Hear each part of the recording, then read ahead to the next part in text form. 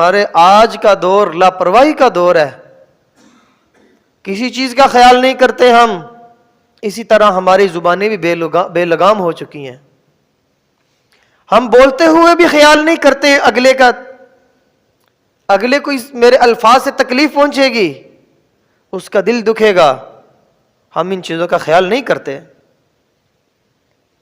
اس لیے اللہ رب العزت نے فرمایا یا ایھا الذین آمنوا اجتنبوا کثیرا من الظن ان بعض الظن اثم،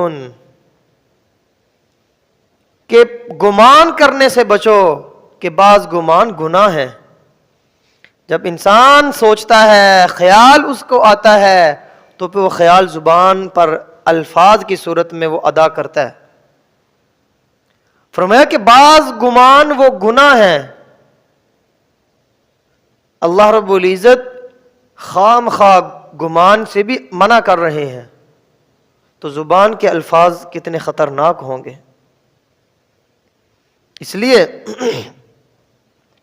انسان کا امتحان وہ زبان ہے، زبان انسان کا امتحان ہے، کیسے الفاظ انسان اس سے نکالتا ہے. اس لیے انسان کے جی میں جس طرح کے خیالات چلتے ہیں، جس طرح کی باتیں چلتی ہیں، زبان سے اسی طرح کی باتیں کرتا ہے. اگر وہ علماء کو اچھا نہیں سمجھے گا تو علماء کا مذاق اڑائے گا، تمسخر کرے گا، طعن کرے گا. اگر صحابہ کو وہ اچھا نہیں سمجھتا، ان کے بارے میں تحقیر آمیز لہجہ اختیار کرے گا. اگر وہ اولیاء اللہ کو اچھا نہیں سمجھتا تو ان کی گستاخیاں کرے گا.